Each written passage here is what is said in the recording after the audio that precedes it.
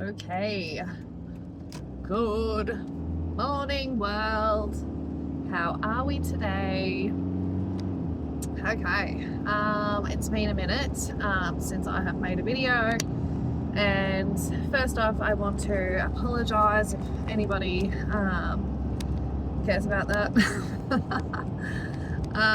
Anywho, what are we talking about today? We are talking about how everybody has their knickers in a knot about Pauline Hanson suggesting that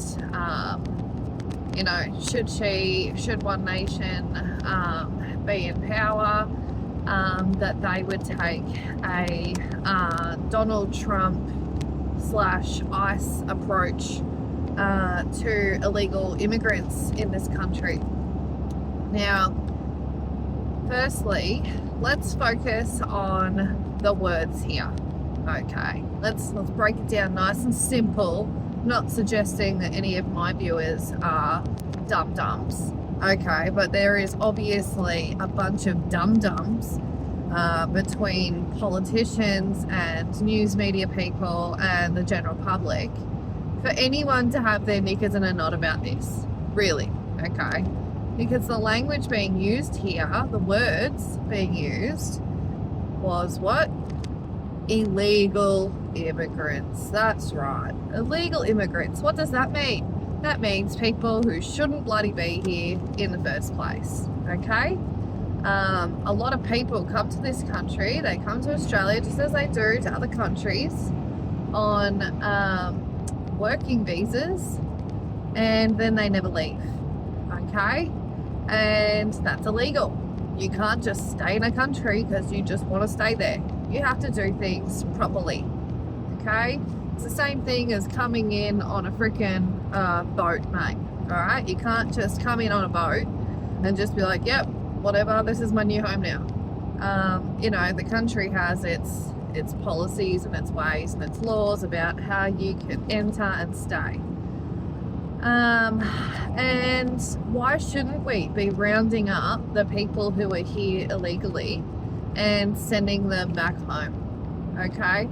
If it's a humanitarian issue, if it's a safety issue and all that sort of stuff, yes, I understand those cases need to get looked at, and perhaps what's the word? Not clemency. But some people can be allowed to stay based on that, right? But a majority of people just do it because they just want to come and live in this country and, have perhaps a better life or a better lifestyle than they could in their own. And it's not necessarily to do with the risk of imminent death to them or something, okay?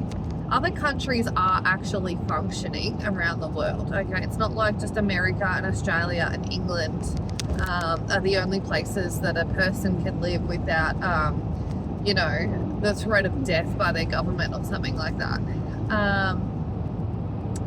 Okay, so, all right, we've covered that. It's illegal immigrants that we're talking about, okay? We're not talking about rounding up immigrants who have legally migrated to this country. We're not talking about any kind of anti-Semitic or racial, ideas going on here. Nothing like that either. Okay, but everyone's got their knickers in a knot because as soon as Pauline says anything that Labor didn't say first, then it's like, oh my God, how disgusting. Well, actually, FYI, in regards to currently there's around 77,000 known illegal immigrants in this country, and apparently Labor has already as well made some commentary on that they would do some ICE style roundup, one-way tickets out of this country back to their home countries. And, look throughout history how all of the asylum seekers situations have gone down in this country. Look at the asylum seeker camps.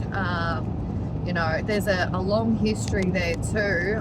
It seems everyone's forgotten, which wasn't under Pauline Hanson power, by the way, where there was even asylum seekers going as far as sewing their mouths shut and refusing food in protest of the conditions that they were being kept in at these asylum camps. Families were all separated from each other, and for years the process was taking for these cases to get sorted out. So I just would like to point out, everyone is so quick to jump to conclusions and use inflammatory, language and try to enrage people and all this sort of stuff about Pauline. But what's she actually talking about here? She's talking about something here that we should all bloody agree with. Okay, sorry for swearing. We should all be agreeing with. Do you want illegal people in this country just running around, just easy peasy to get away with that? Oh yeah, come over to Australia on a work visa and just stay, because the government here doesn't do anything about it, because we wouldn't want to look racist. We wouldn't want to look like the bad guys.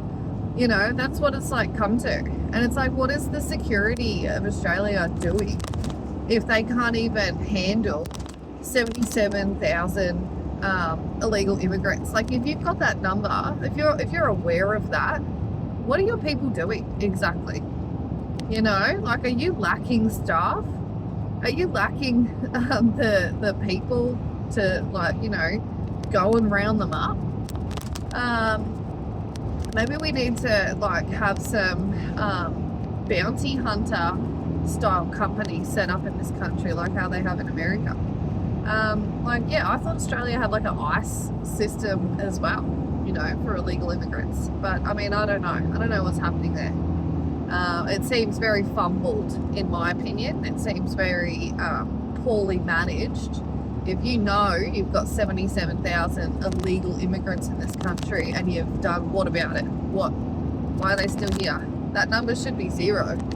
Well, that number should be very, very minimal, as in how many are on a working visa that's expired this year. Maybe that's all that should be left in the country. Maybe it takes a few months to track them down. But once somebody's visa expires, why is it taking you so long to find these people and ship them off back home? Because to me, that should be a crime too. It should be a crime that you've got people who come here on a working visa, probably with the intention of staying the whole time. That should be a crime. It's like illegally entering a country. It's like some spy behavior. Maybe that's extreme. I don't know, but whatever. Just saying, everyone needs to untangle their undies and look at things black and white, how we've been talking about recently. Keep things simple. Keep emotions out of it. Don't let them manipulate you with their emotive, inflammatory language that they use to, discuss what Pauline Hanson's views are on a topic. You should also want the illegal immigrants in this country out of this country, okay? And, I'm just going to also say that people who are illegal immigrants in this country, do you think that they're all, nice, good, kosher people?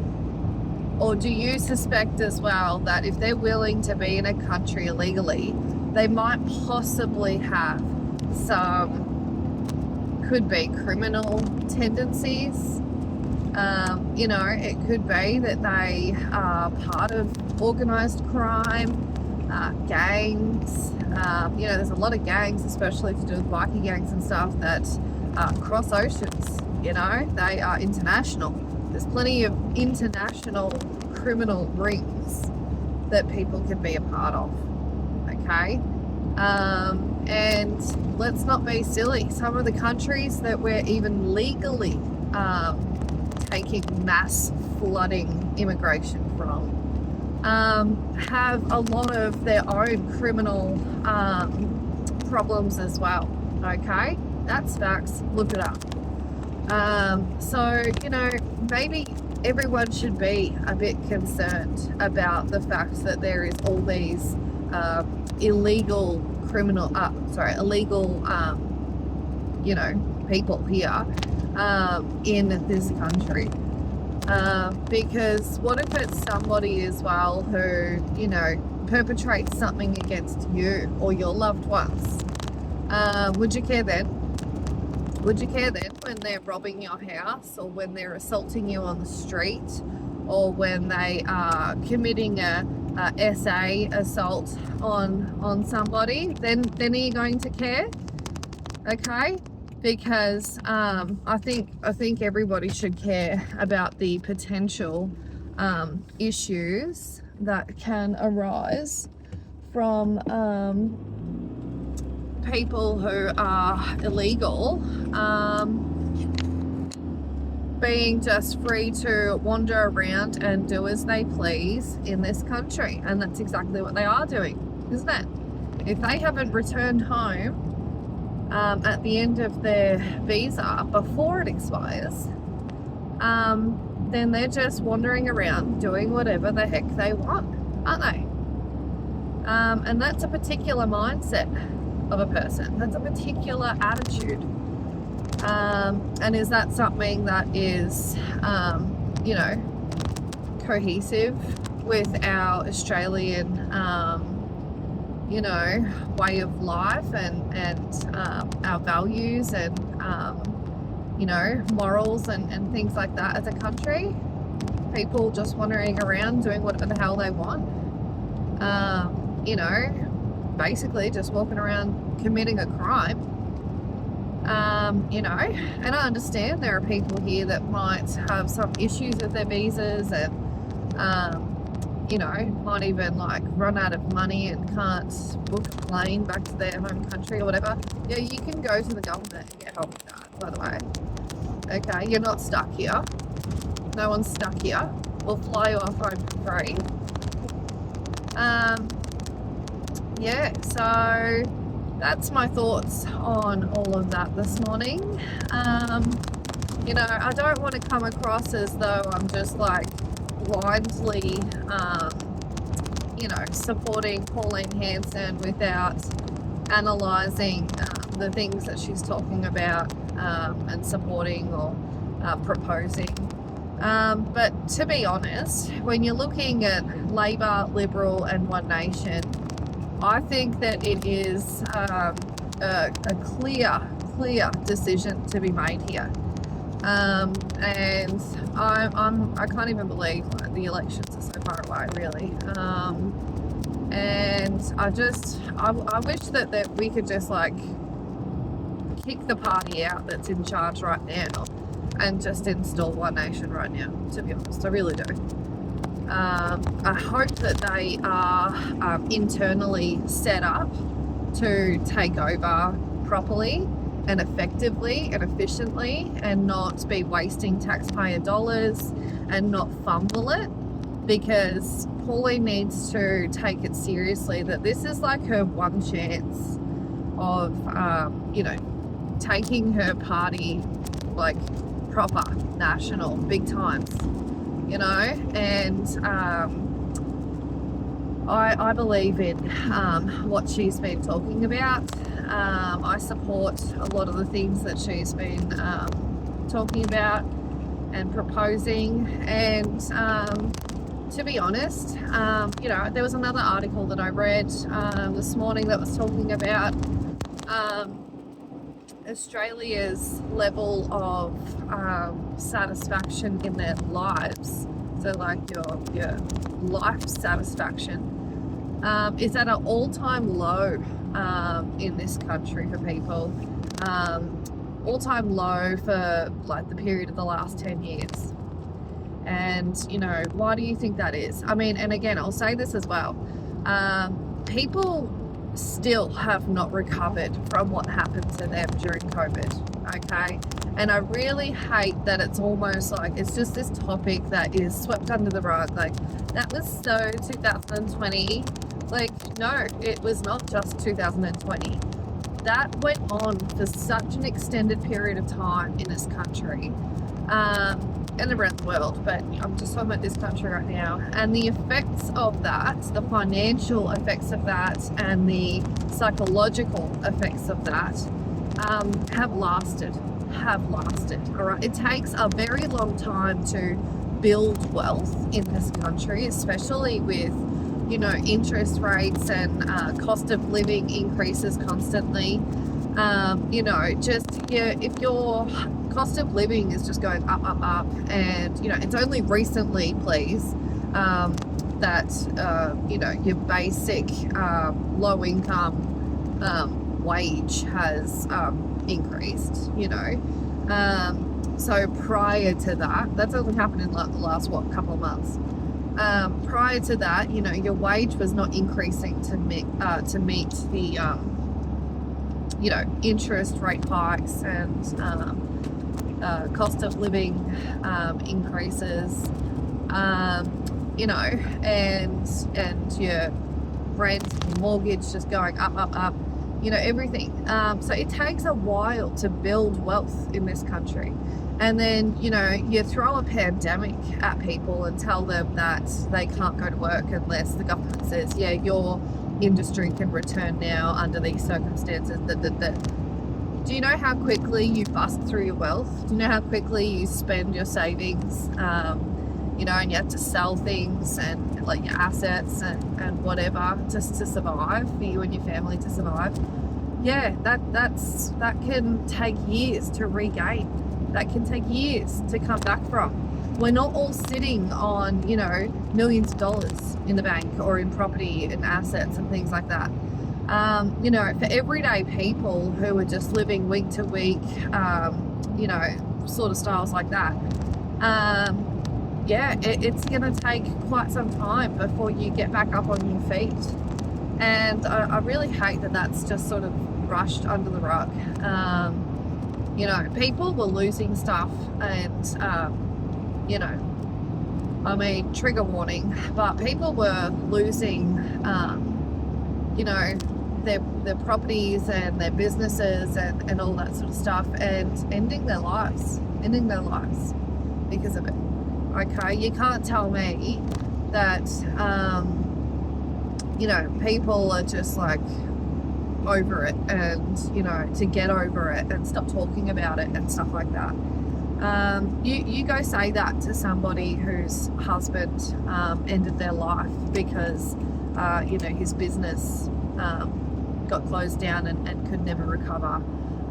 Or people who lost loved ones because they lost their house and felt like they had failed their family, and, you know, couldn't go on. You know, life got so bad for people. There are still, you know, teenagers and people in their 20s who were so badly affected because of all of the school closures and the isolation and all that sort of stuff. And now I know I'm off topic, but I just want to say, you know, there is a lot of dissatisfaction in regards to the Labor Party, who has been running the show, okay? And you can't just sweet talk people into forgetting everything that they have failed in. And let down the people of this country in, okay? It's important to remember stuff, so you don't make the same mistakes like voting for the same people. You know, if you want change, you got to vote for it. If you want to, you know, see some things maybe done differently, then maybe you need to, you know, vote in a completely different party. That's my thoughts. And yeah, I do think that the 77 illegal immigrants in this country should get shipped back home. You know, go round them up, talk to them, find out what's happening. You know, why isn't like information being shared about that? Why isn't it talked about on the news like pretty regularly? You know, you've got visas, you've got like photos. Share them around. Does anyone know these people? What are they doing? Are they part of a criminal organization? You know, should we be worried? Is it terrorism? I know that's extreme, but I'm just saying some of it could be terrorism. Do we even know? Do we care? Are we doing anything about it? Or are we too worried about looking racist? You know? Anywho, I'm home. You all have a good day. Thank you for watching, and I'll see you all soon. Bye.